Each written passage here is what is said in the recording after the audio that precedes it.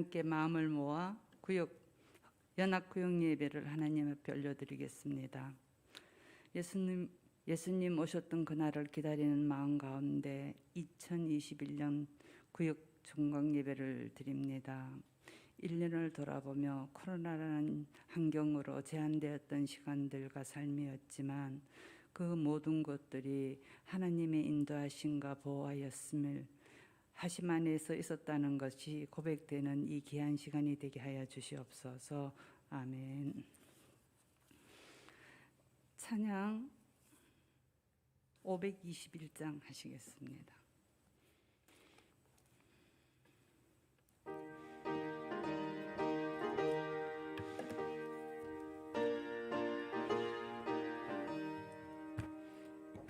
구원으로 인도하는 그 문은 참 좁으며 영생으로 인도하는 그 생명길 문이 그 유님 맺어 있는 그 더러운 죄짐을 하나 없이 벗어놓고 힘써서 들어갑시다.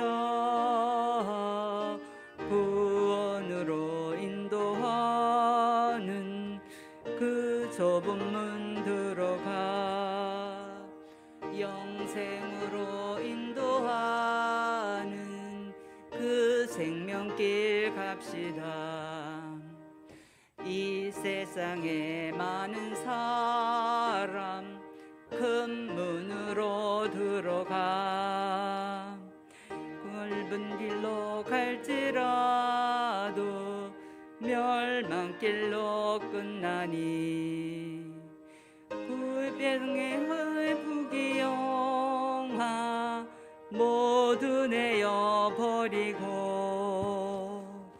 한 번 데친 구원의 문 또 열려지지 않지다.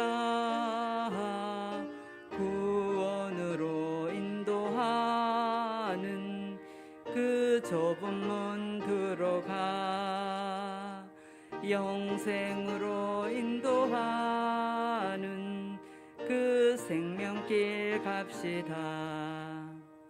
구원의 문 열렸으니 주의 공로 힘입어 주저 말고 들어가서 생명길로 갑시다. 구원의 문 닫힌 후에 들어가고 싶으나 한 번 닫힌 구원의 문 또 열려지지 않으리. 구원으로 인도하는 그 좁은 문 들어가 영생으로 인도하는 그 생명길 갑시다. 이 시간 예배를 위해 마장님 권사님 나오셔서 기도해 주시겠습니다.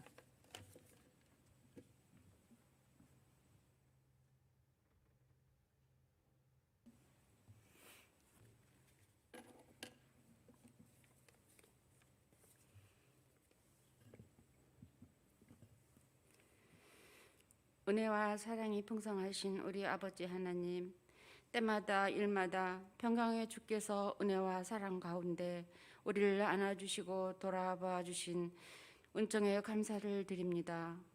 이 시간도 주님의 은혜가 풍성한 예배가 되도록 영과 진리로 인도하여 주시옵소서.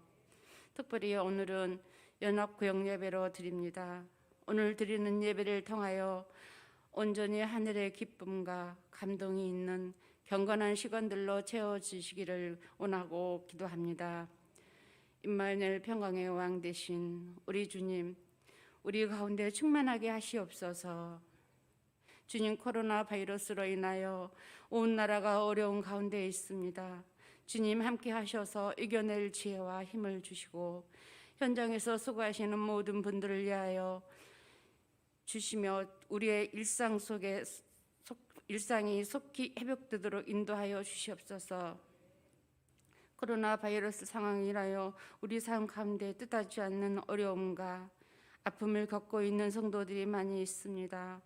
주님 친히 위로해 주시고 고통 중에도 감사할 수 있는 믿음을 주시고 하나님의 뜻을 아는 신령한 지혜와 은혜로 채워주시도록 성령님 도우시옵소서. 때로는 우리 삶 속에서 여러 가지 이해하기 어렵고 감당하기 힘든 상황 속에서 낙심될 때도 있지만 모든 것을 협력하여 선을 이루시는 하나님을 믿으며 더욱 하나님께만 소망을 두게 하시고 우리 삶 속에서 하나님의 영광을 나타내시옵소서. 주님의 특별한 뜻이 있으셔서 이곳에 일찍이 주님의 몸된 교회를 세워주셔서 귀한 영혼을 구원하는 복음과 선교의 사명을 감당케 하심을 감사드립니다.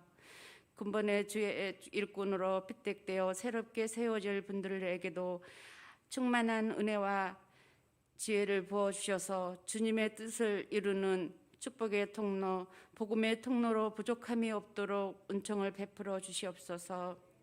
이 시간 말씀을 전하신 목사님께 하나님 함께 하시고 성령님 역사하셔서 말씀을 듣는 우리들이 하나님의 기쁜 뜻을 깨닫는 복된 예배가 되게 하시고 하나님을 기쁘시게 하는 저희들이 되게 하여 주시옵소서. 우리 구주 예수님 이름으로 기도드립니다.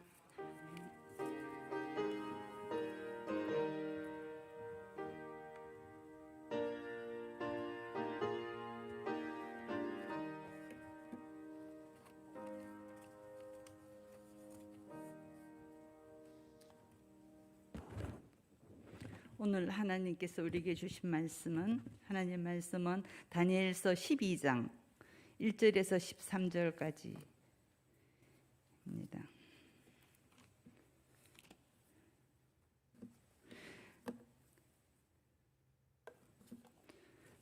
한 목소리로 천천히 봉독하시겠습니다. 그때 내민족이 호위하는 큰 군주 미가엘이 일어날 것이요 또 환란이 있으리니 이는 개국 이래로 그때까지 없었던 환란일 것이며 그때 내 백성 중 책에 기록된 모든 자가 구원을 받을 것이라. 땅의 티끌 가운데서 사는 자 중에서 많은 사람이 깨어나 영생을 받는 자도 있겠고 수치를 당하여 영원히 부끄러움을 당한 자도 있을 것이며 지혜 있는 자는 궁창의 빛과 같이 빛날 것이요 많은 사람을 옳은 대로 돌아오게 한 자는 별과 같이 영원토록 빛나리라. 다니엘아 마지막 때까지 이 말씀을 간수하고 이거를 봉합하라. 많은 사람이 빨리 왕래하며 지식을 더하리라. 나 다니엘이 본주 두 사람이 있어 하나는 강 이쪽 언덕에 섰고 하나는 강 저쪽에 섰더니 그 중에 하나가 세마포 옷을 입은 자 곧 강물 위에 있는 자에게 이르되 놀라운 일의 끝이 어느 때까지니까 하더라.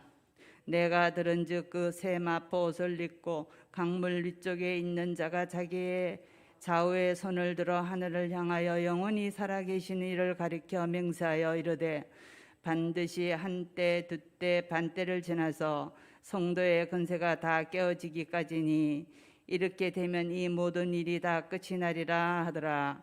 내가 듣고 깨달지 못한지라. 내가 이르되 내 주여 이 모든 일의 결국이 어떻게 되겠나이까 하니 그가 이르되 다니엘아 갈지어다. 이 말은 마지막 때까지 간수하고 봉합할 것임이니라. 많은 사람이 연단을 받아 스스로 정결하게 하며 희게 할 것이나 악한 사람은 악을 행하리니 악한 자는 아무것도 깨달지 못하되 오직 지혜 있는 자는 깨달으리라.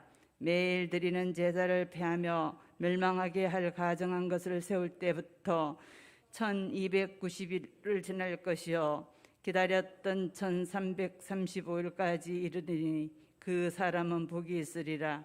너는 가서 마지막을 기다리라. 이는 내가 평안히 쉬었다가 끝날에 내 목을 누릴 것임이니라. 아멘.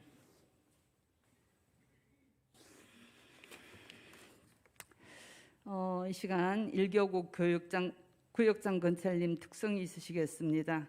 특성 후 김장석 목사님 별과 같이 빛나리라는 제목으로 말씀 주시겠습니다. 특성은 86장 1절, 2절, 간주 4절입니다.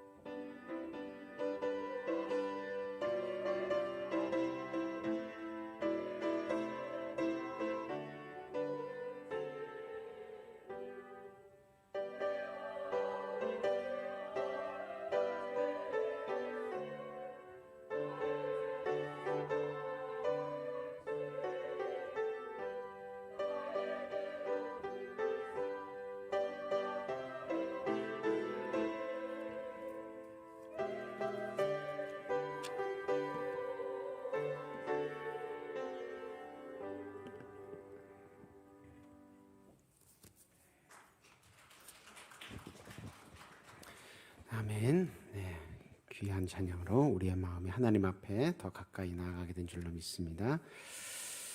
담임 목사님께서는 전 노회장 회의 모임에 참여하시느라 오늘 예배 함께 하시지 못했습니다. 그래도 우리 함께 한 학기 동안, 이번 하반기 동안 열심히 구역 예배, 또 구역을 돌보시면서 구역 예배에 올리셨던 성도분들에게 축복의 인사와 당부의 말씀 전해주셨는데요. 오늘 연합구역 예배, 올해 마지막 이제 구역 예배로 함께 모여서 드리게 됩니다. 지난 한 학기 동안, 하반기 동안 구역을 사랑하시고 여러모로 돌보시면서 특히 예배와 말씀으로 구역원들을 위로하시고 찾아가시고 함께 해주셨던 여러 수고의 땀방울들에 대해서 교회에서 굉장히 감사한 마음을 가지고 또 담임 목사님께서 여러분들 위해 늘 기도하신다고 격려와 당부의 말씀 꼭 전해달라고 하셨고요. 또 우리가 지금 오늘 드리는 이 예배는 이 예배를 마지막으로 방학을 이제 맞이하게 됩니다. 근데 방학 된다고 해서 정말 하나님께 나아가는 예배의 생활, 말씀의 생활, 기도의 생활 정말 이렇게 놓아버리시면 안 되겠죠.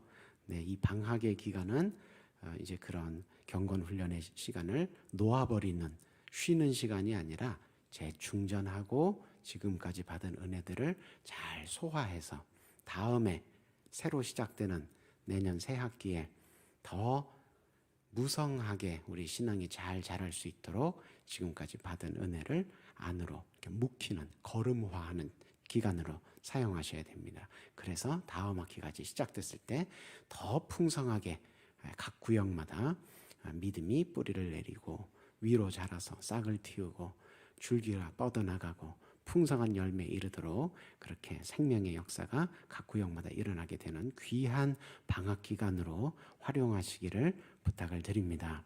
그리고 지금은 대림절 기간이지요.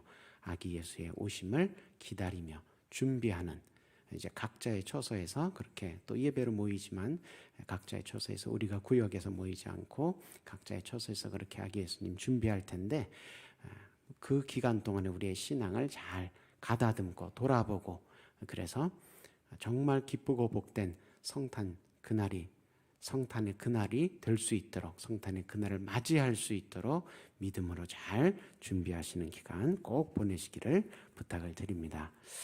오늘 우리가 함께 읽은 본문 다니엘서 12장 말씀을 통해서 별과 같이 빛나리라 은혜로운 말씀을 나누고자 합니다. 다니엘서는 12장으로 구성이 되어 있는데 딱 절반 1장에서 6장까지는 다니엘과 세 친구가 유대 땅에서 바벨론으로 포로지로 끌려왔을 때 일어났던 일들을 기록하고 있습니다. 그때 다니엘과 세 친구가 어떤 신앙의 위기를 겪었는데 어떻게 또 그 위기들을 하나님 은혜로 극복해 나가는지 간증하는 책이 1장에서 6장이고요. 7장에서 12장 다니엘서의 뒷부분은 다니엘이 선지자로서 바벨론의 정치인이나 유대인들의 정치인이 아니라 선지자로서 하나님께 받은 놀라운 계시의 말씀을 기록한 것이 7장에서 12장입니다. 오늘 우리가 함께 나눈 말씀은 그 예언의 부분 중에서도 맨 마지막 부분이죠. 12장 부분입니다. 12장 내용을 전체적으로 보면서 은혜 나눌 첫 번째 부분은 첫 번째 마디는 여러분 12장을 이전부터 이제 쭉 어떤 내용들이 다니엘서 7장 이후에 기록되어 있냐면 좀 무시무시한 얘기들이 많이 나옵니다. 전쟁 얘기가 많이 나와요. 전쟁이 일어나는데 그 전쟁이 사람들이 이렇게 군인이 일어나서 전쟁하는 모습으로만 표현되는 게 아니라 이상한 약간 괴물 같은 모습의 짐승들이 막 나타나서 전쟁을 하는 그러니까 꼭 요즘 그 헐리우드 영화 보면 자주 나오는 그런 장면처럼 기록이 되어 있습니다. 그러니까 이런 기록들은 뭘 의미하냐면 이런 환상들이 의미하는 것은 하나님께서 미리 다니엘을 통하여서 이스라엘 백성들에게 앞으로 이스라엘 백성들 주변에서 이렇게 여러 나라가 일어나고 힘센 임금들이 일어나서 정말 괴상망측할 정도로 잔혹한 전쟁들이 괴물들이 싸우는 것처럼 그런 전쟁들이 일어나게 될 터인데 그러니 얼마나 너희가 무섭겠느냐 그런 걸 알려주시려고 하신 게 아닙니다. 다니엘 7장에서 12장 기록의 부분하고 제일 유사한 분위기의 책이 저 신약에도 있어요. 요한계시록이 그렇습니다. 거기도 보면 막 용이 나오고 천사들이 나오면서 막 하늘에서도 전쟁하고 땅에서도 전쟁하고 정신없습니다. 그래서 그런 책들을 잘못 읽으면 야 기독교는 무섭구나. 야 하나님이 마지막에 하시는 이런 전쟁들은 야 참 무섭구나 불안하구나. 내가 어떻게 해야 이런 끔찍한 모습들을 안 보고 신앙생활을 할 수 있을까? 이런 근심 염려 갖게 되는데 다니엘서 후반부나 요한계시록이 이렇게 기록된 목적은 성도로들로 하여금 그렇게 불안하고 무서워하라고 기록된 것이 아니라 비록 세상에서는 그렇게 정신없이 전쟁이 일어날지라도 너희는 내가 함께한다. 너희 가운데는 내가 있다. 그러니 세상에서 아무리 요동이 일어나더라도 너희는 하나님께서 지키신다는 것을, 하나님께서 함께 하신다는 것을, 하나님께서 보호하신다는 것을 잊지 말아라. 이런 의도로, 이런 취지로 이런 기록을 남겨주신 겁니다. 오늘 12장 1절도 그때라는 말로 시작하는데 이때는 뭐냐면 7장부터 쭉 시작된 그 막 괴물들이 일어나서 싸우는 그런 때에 내 민족, 이스라엘 민족, 하나님의 백성을 호위하는 큰 군주 미가엘이 일어날 것이다. 여기 큰 군주 왕이라고 번역이 됐는데 직역하면 군주 왕이죠. 근데 여기서는 미가엘이 누굽니까? 하나님의 천사잖아요. 그러니까 너희 백성, 이스라엘 백성, 내 백성을 돕는, 내 백성을 보호해주는 천사들의 우두머리를 의미합니다. 그래서 우리말로 조금 더 부드럽게 번역하자면 천사장쯤으로 번역하면 좋을 것 같아요. 미가엘, 미카엘, 영어식 발음으로는 마이클. 이게 무슨 뜻입니까? 히브리어 이름인데 히브리어로 미라는 말은 김미량 집사님은 아름다울 미자 쓰시죠? 네, 쌀미자 쓰세요? 아니, 아름다울 미. 예, 히브리어로 미는 누구냐라는 뜻이에요. 누구냐. 가는 누구누구와 같다, 뭐뭐와 같다 이런 뜻입니다. 그러니까 미카 이러면 누가 이와 같으랴 이런 뜻입니다. 뒤에 엘이라는 말이 붙었는데 그거는 하나님이란 뜻이에요. 그래서 미카엘 하면은 누가 하나님과 같으랴. 하나님의 위대하심을 선포하는 이름 자체가 그런 신앙 고백을 가진 이름이에요. 영어로는 마이클이라고 번역을 발음을 하는데, 야, 서양 사람들 보면 참 그렇게 성경에서 따온 이름들 그냥 쓰니까 참 좋은 것 같아요. 우리 성도님들도 생활을 통해서, 일상생활을 통해서 말로만이 아니라 정말 삶의 모습, 열매들을 통해서 야, 정말 당신들이 믿는 하나님 같은 분이 없습니다. 이런 고백들을 주변에서 선교의 열매들을 많이 거두게 되시기를 축복을 합니다. 그런데 오늘 본문 보니까 미카엘, 누가 하나님과 같으랴. 이런 이름을 가진 천사장이 너희 민족을 위해서 일어나서 호위하는 일을 하게 될 것이다. 그렇게 시작하고 있습니다. 그러니까 7장부터 계속 무서운 전쟁 얘기 나오는데 12장 1절 같은 경우는 그때에 그렇게 세상에서 여러 제국들과 힘센 왕들과 군대들이 그렇게 요동을 칠 때도 하나님의 천사, 누가 우리 하나님과 같으랴 신앙 고백하는 그런 천사가 너희들과 함께 할 것이다. 그러니 두려울 일이 없다는 거죠. 비록 환란이 있을 것이지만, 그죠?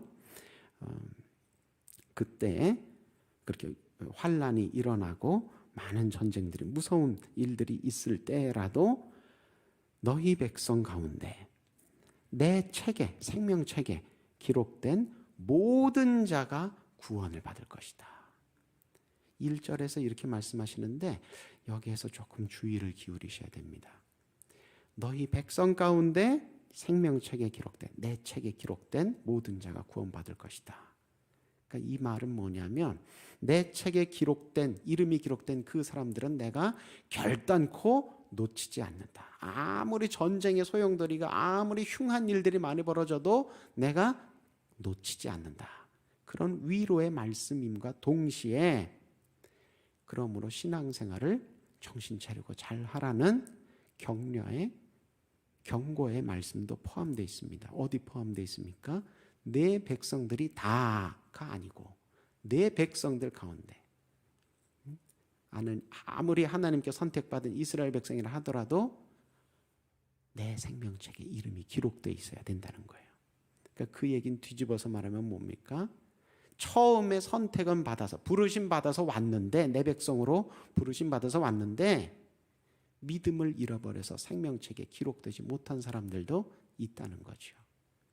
그러니 하나님께서 내 이름 불러서 오게 하셨으면 어떻게 해야 돼요?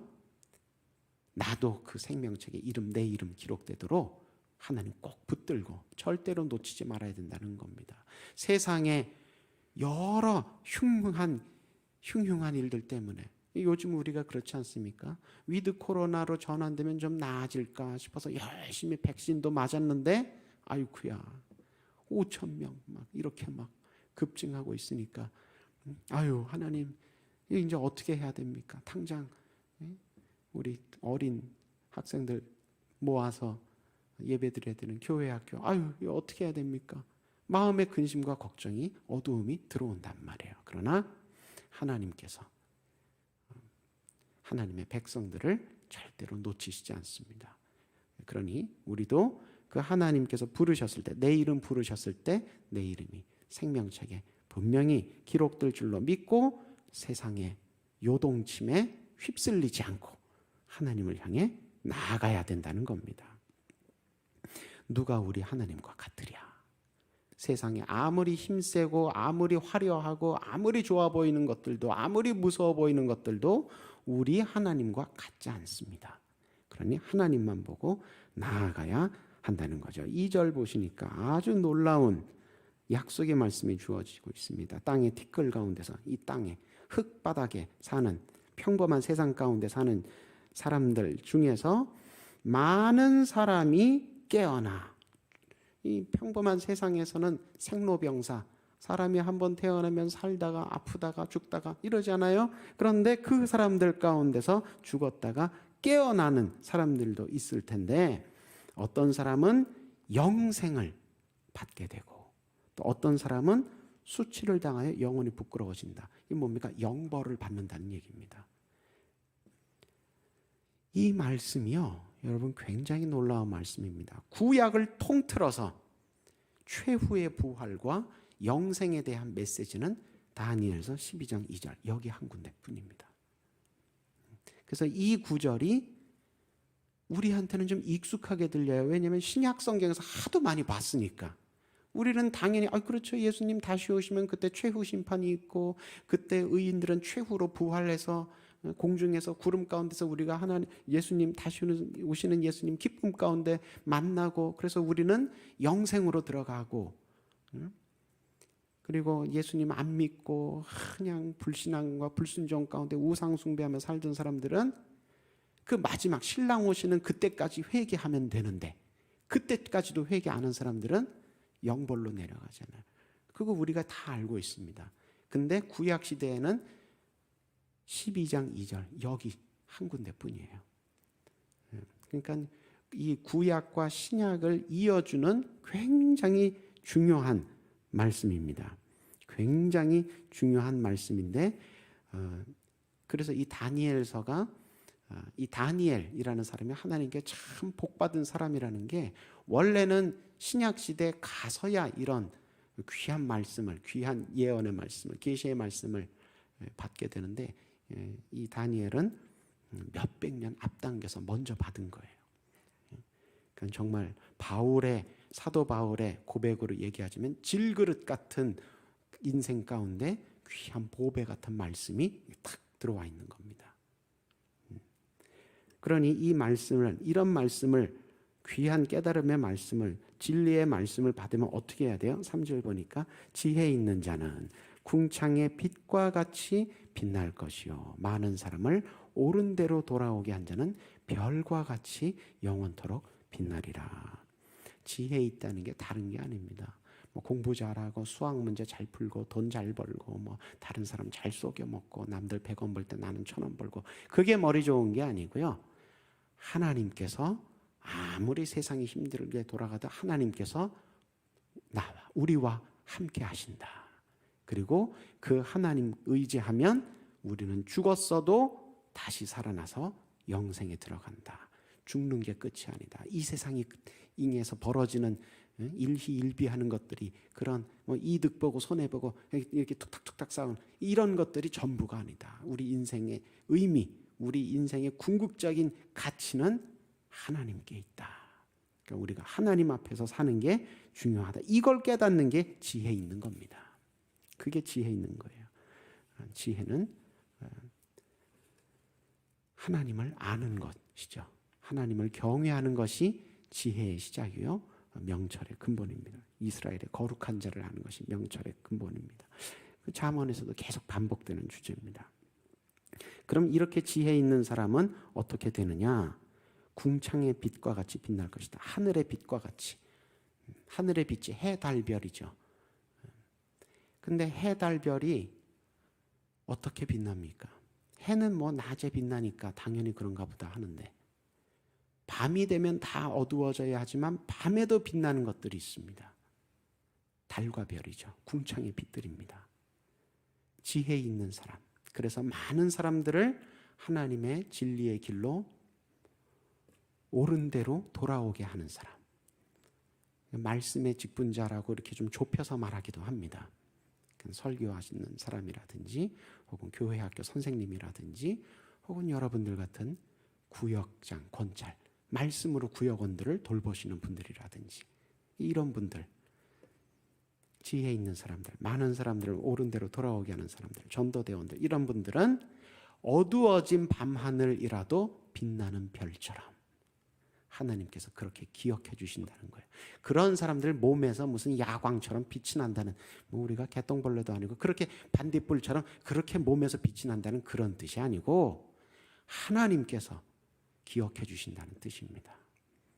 아유, 나같이 작은 사람을 이렇게 혼탁한 어두운 세상 가운데 내가 뭐 별로 대단치도 않은데 내가 겨우 그냥 아이들한테 일주일에 뭐 한 시간도 안 되죠. 그 공과 시간 잠깐 아이들한테 말씀 가르치고, 아유 제가 뭐 구역에서 사람들 뭐 많이 그렇게 가르치지도 않고 뭐 제가 입이 둔하고 혀가 둔해서 잘 가르치지도 못했는데 나같이 작은 구역장을, 나같이 작은 권찰을 뭐 하나님이 뭐 이렇게 기억하시겠어요? 이렇게 밤하늘 어두운 이런 세상 가운데 뭐 저를 기억하시겠어요? 하나님 말씀이 아니다. 별과 같이 빛나리라. 내 기억 속에서. 너희가 내 별들이라는 거예요. 그러니까 세상 가운데 아무리 불신앙과 불순종이 횡행하고 그래도 낙심치 말라는 겁니다.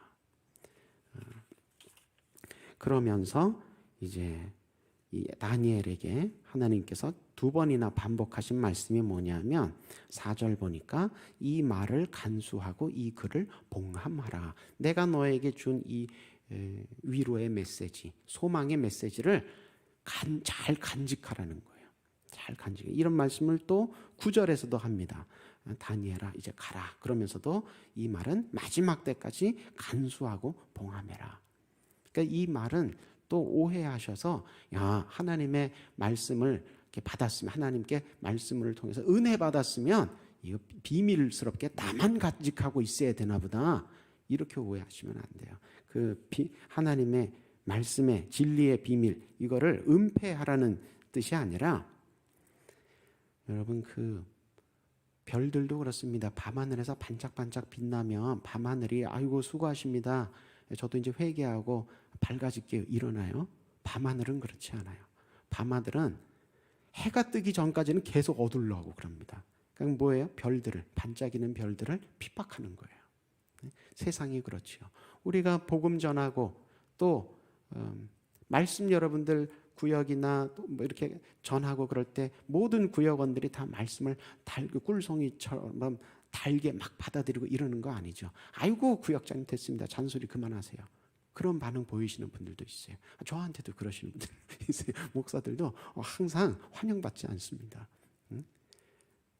그렇게 빛들이 반짝반짝 빛나려고 할 때 이 불신앙과 불순종의 어두움들이 회개 그렇게 잘 안 하고 오히려 조용히 하라고, 아이 잔소리 그만하라고 억누릅니다. 그러니까 우리가 빛을 자꾸 내기는, 하나님께로부터 오는 빛을 우리가 자꾸 반사하기는 해야 되지만 그 과정이 항상 환영받고 그러지는 않아요. 근데 그렇다고 우리가 정말 침묵하고 비밀로 우리끼리만 간직하고 이러면 안 되죠. 그렇다고 내가 이렇게 말씀 받았는데 거절하더니 에이 죄인 이놈들아 화내고 저주하고 이래도 안 되죠. 그 말씀하시는 겁니다. 잘 간직해서 얘기를 하라는 거예요. 겸손한 증인이 되라는 겁니다.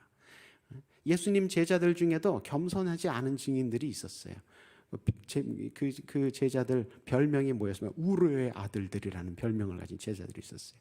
예수님이 사마리아 지방으로 지나가시려고 하니까 사마리아 사람들이 어디 유대인들이 우리 동네 들어오냐고 가라고 돌아가라고 막 그러니까 이 우르의 아들들 이 두 제자가 정말 우레 같은 소리를 합니다. 주여 벼락을 내가 기도해가지고 저 사람들 머리 위로 벼락을 떨어뜨리게 하리이까.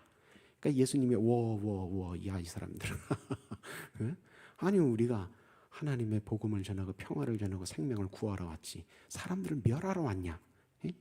정신 차리라고. 겸손한 증인이 돼야 됩니다. 사도 바울도 회개하기 전까지는 나름대로 착실한 유대교 교인이었는데 그냥 유대교 교인이 아니라 교만하고 완고한 유대교인이었어요. 그러니까 그 젊은 나이에도 스데반 집사 같은 사람 쫓아다니면서 돌로 쳐 죽이는 그런 끔찍한 재판을 막 참여하고 그날도 다메섹에 좋은 목적으로 가던 길이 아니었습니다. 그죠? 예수 도당들 싹 체포하다가 혼내주려고 가는 길이었죠.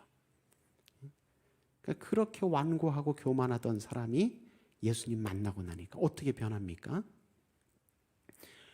그 옛날에 지중해 일대를 뺑뺑 돌아다니며 3차 선교 여행까지 다니면서 그걸 다 자기가 자비량으로 자기 돈으로 그렇게 겸손하게 증인을 사명을 감당하게 됩니다. 지금 다니엘에게 하나님께서 부탁하시는 말씀이 그거예요. 겸손한 증인이 되라는 겁니다. 그러면서 10절과 13절에 위로의 말씀, 소망의 말씀을 드립니다. 많은 사람이 연단을 받아 스스로 정결하게 하며 희게 할 것이나 신앙의 연차가 오래됐다는 건 무슨 뜻이냐 하면 고난 없이 연단 없이 평탄하게 산다는 뜻이 아닙니다. 그 많은 굴곡들을 주의 이름으로 넘어간다는 뜻입니다. 이겨간다는 뜻입니다. 그러므로 자기의 믿음이 정결하고 깨끗하게 되고 희게 된다. 그러니까 그 강철을 막 자꾸 두들기면 그 철이 아주 순강 뭐죠? 아주 재련이 잘 된 좋은 쇠를 얻게 됩니다. 그죠? 그래서 그런 쇠로 뭐 칼을 만들고 뭐 낫을 만들고 이렇게 기구를 만들어야 그게 좋은 도구가 되는 겁니다. 이 대장장이가 이거 녹을 잘 안 빼고 대충 두들기고 대충 그냥 만들면 못 써요. 그죠? 그래서 예전에 좋은 그 한문 문기 중에 백년강이라는 단어가 있습니다. 혹시 들어보셨어요? 100번 재련한, 100번 연단한 철은 강철이 된다. 100년 해서 강철이 된다. 백년강. 그러니까 믿음이 좋은, 연차가 많은, 깊은 이런 분들은 그렇게 될 것이나 악한 사람은 하나님께서 아무리 고난의 길로 사인을 주시면서 글로 가면 다친다, 안 된다, 아무리 따끔따끔 사인을 주셔도 악을 계속 행하리니 악한 자는 아무것도 깨닫지 못하되 오직 지혜 있는 자는 깨달으리라. 그러니까 여러분 고난이 임했을 때 믿음의 지혜를 가지고 빨리 깨달으셔야 돼요. 그래서 이게 하나님이 기뻐하시지 않는 거구나. 하나님께서 이걸 통해서 내가 성장하기를 원하시는구나. 빨리 이 고난이 무슨 의미인지 빨리 깨닫고 믿음으로 잘 대응을 하시면 그 사람도 믿음이 성장하게 되고 그 사람이 속한 가정과 구역과 교회가 다 잘 되지만 미련한 사람, 이 잠언에서 특히 이 미련한 사람은 악한 사람하고 동의합니다. 그러니까 왜 사람이 미련하게 되느냐? 하나님 뜻을 무시해서 미련하게 된다는 거예요. 하나님 뜻을 왜 무시하느냐? 자기가 하나님인 척 하나님인 줄 그렇게 교만하게 생각하니까 하나님을 못 알아보게 된다는 겁니다. 그러니까 그런 사람이 되지 말라고 10절에서 이렇게 위로의 격려, 소망의 격려 말씀을 주시고 13절에 이제 마지막으로 뭐라고 말씀하십니까? 다니엘아, 너는 가서 마지막을 기다리라. 마지막까지 아무것도 하지 말라는 뜻이 아니라 하나님께서 마지막까지 너희 백성을 어떻게 함께 하시고 어떻게 지켜나가시는지 기다리면서 보라는 거예요. 마치 그 모세가 그 홍해를 향해서 지팡이를 탁 내딛기 전에 백성들에게 뭐라고 합니까? 여호와께서 너희를 어떻게 구원하시는지 서서 보라. 그런 의미입니다. 너는 가서 마지막을 기다리라. 이는 내가 평안히 쉬다가 끝날에는 내 몫을 누릴 것이기 때문이다.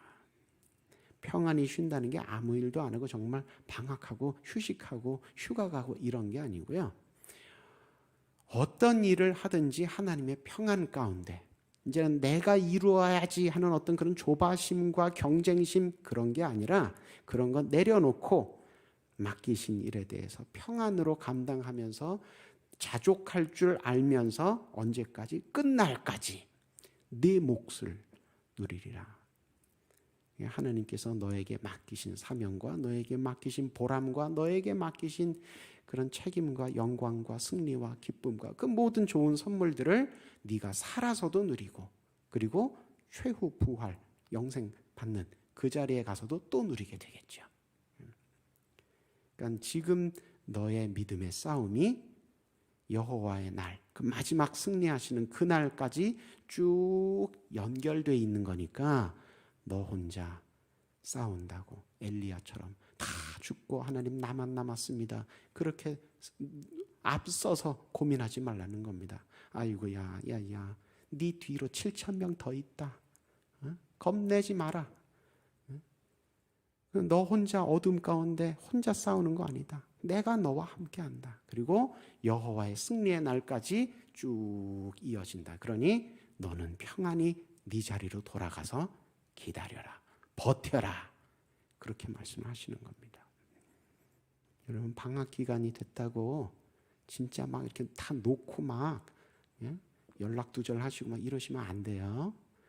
기도 생활하시고 예배 생활하시고 말씀 생활하시고 그래서 지금까지 우리에게 행하셨던 하나님의 은혜의 역사들을 잘 소화하셔서 잘 묵히셔서 이제 내년에 새 학기 시작할 때 전반기 새로 또 구역 시작될 때 많은 구역원들에게 하나님의 좋은 영양분들을 나누어 주는 그런 좋은 통로가 되는 그런 기간으로 삼으셔야 된다는 겁니다.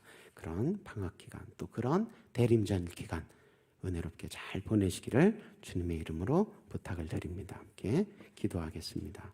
사랑거리가 많으신 주님, 지난 한 학기 동안 각 구역을 주님께서 눈동자와 같이 지켜보아여 주시고 하나님께서 귀하게 사용하시는 별과 같이 사용하시는 구역장 권찰님들 한 분 한 분을 통하여서 많은 사람들에게 진리와 생명과 기쁨이 부어지게 하여 주옵시고 또 이제 방학을 맞이하여 그 모든 하나님의 말씀을 소화하고 묵히는 기간을 통하여서 다시 한번 내면의 신앙이 성장하게 되고 우리의 인격이 더 성숙하게 되는 시간을 갖게 하시니 감사드립니다. 이 시간들을 귀하게 사용하여 주님 앞에 더욱 귀하게 쓰임받는 하나님의 별과 같은 도구들 모두 되게 하여 주옵소서. 이 시간 함께 참석하지 못한 다른 구역장님들, 권사님들 또 그 가정들 주님께서 기억하시고 동일한 은혜로 붙들어 주셔서 우리 교회 모든 구역 모든 권속들이 하나님 앞에서 이 한 해를 마무리하고 아기 예수님 기다리는 준비하는 이 시간 동안 하나님 앞에 더욱 날마다 가까이 나아가게 되는 시간 보내게 하여 주옵시고 그래서 기쁨의 성탄 소망이 가득 찬 새해 맞이하도록 함께하여 주시옵소서. 예수님 이름으로 기도드립니다. 아멘. 네, 찬송가 305장 함께 찬양하신 후에 헌금기도 김미령 집사님께서 하십니다.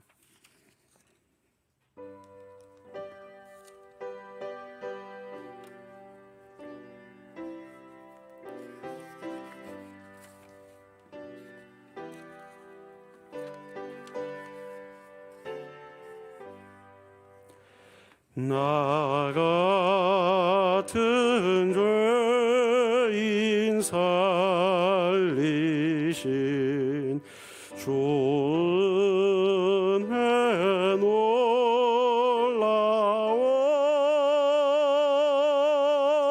잃었던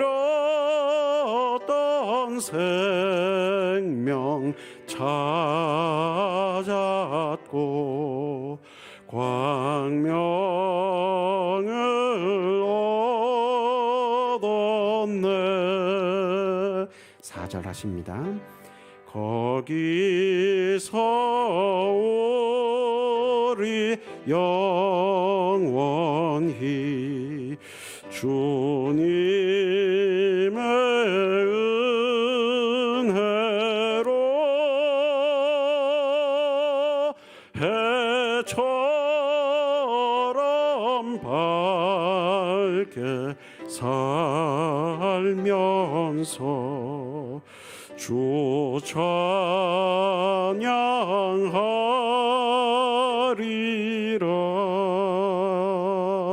아멘.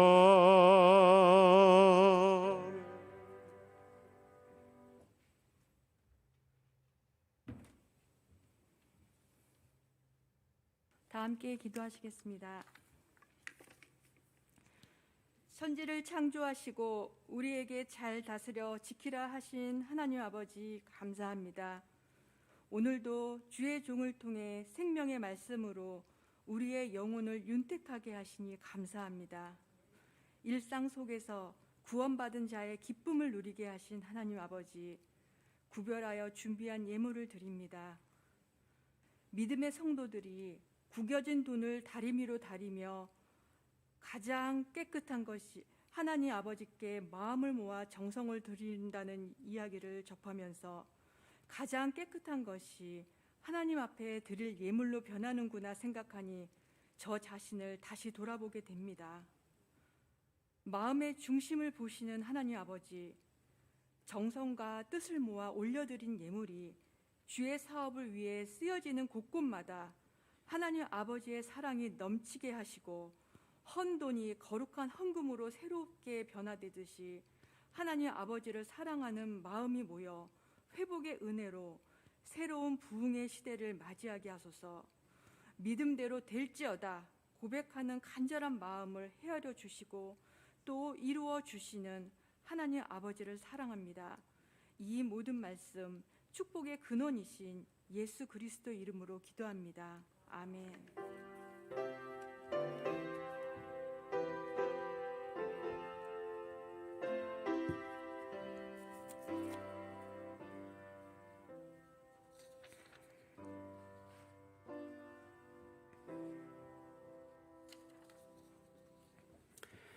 네, 교회에서 알리는 소식 순서지 하단부 참고하시면 되겠습니다. 이번 주일은 대림절 둘째 주일입니다. 대림절은 아기 예수님의 오심을 기도하고 준비하며 우리의 믿음을 가다듬는 기간입니다.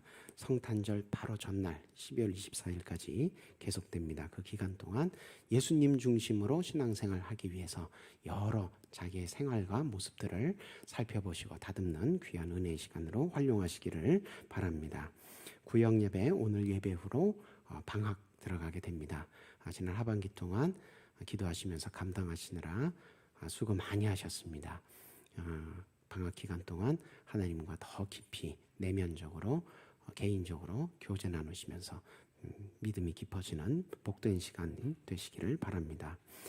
수요 예배 특송 2교구 소망 3, 4구역입니다. 또 유아세례 12월 25일 성탄절 예배 때 있습니다. 혹시 그 구역 가운데 해당되는 아기가 있는 그런 가정이 있으시면 방학이지만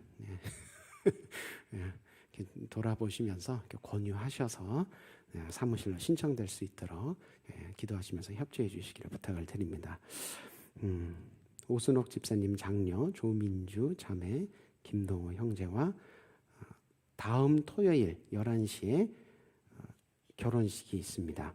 교회에서 출발은 오전 9시 반에 토요일이라 지난번에도 좀 그 정성은 권사님 때 결혼식에 가는데 이 가는 중에도 시간이 계속 늘어나더라고요. 그래서 좀 살짝 늦어서 죄송했는데 이번에는 그래서 조금 더 넉넉하게 1시간 반 전에 출발합니다. 토요일 오전이기 때문에 조금 좀 너무 이른 거 아닌가 이런 좀 마음에 그런 생각이 드실 수 있을지 모르지만 기쁨으로 축복하기 위해서 가는 시간이니까 기쁨으로 잘 감당하셔서 가시려고 하신 마음 정하신 분들은 조금 부지런하게 9시 반까지 나와주시면 감사하겠습니다.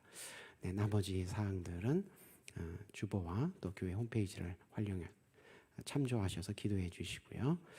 담임 목사님 아까 말씀드린 대로 전 노회장 회의 참석차 지금 바깥에 출타 중이십니다. 그 모임과 또 안전을 위해서 기도해 주시기를 바라고요. 축도로 오늘 종강 예배 마치도록 하겠습니다.